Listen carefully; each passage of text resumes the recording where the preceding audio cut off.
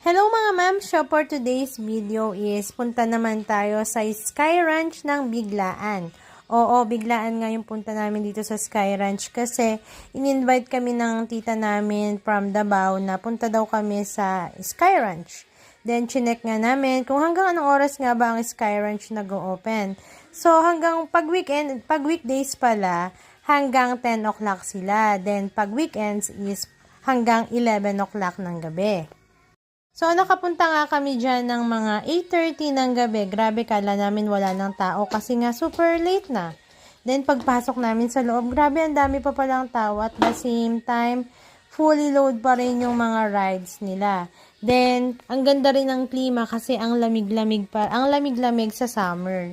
So, ano nga bang ginawa namin sa Sky Ranch? First, ayun, lakad-lakad lang muna, tingin-tingin kung ano bang pwedeng gawin at anong pwedeng sakyan.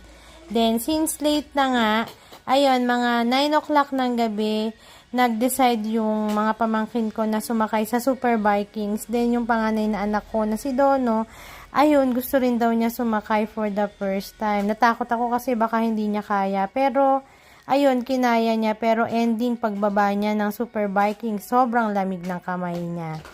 Super lamig ng kamay niya at ang sabi nga niya, hindi na raw siya ulit sasakay sa Super Vikings. Anyway, 10 years old pa lang kasi yung anak ko, kaya medyo takot pa siya.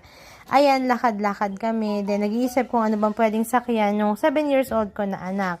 Then, she decided to ride sa Lolly Swing. Yun yung parang duyan na mabilis-bilis na rin. Pero kaya na rin naman ng mga 7 years old pataas. Ang entrance pala dito is 120 pesos, bata or matanda. Then, pag senior citizen ka, 95 pesos.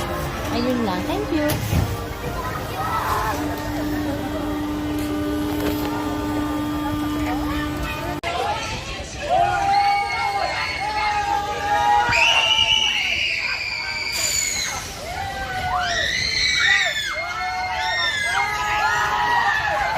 Hahaha!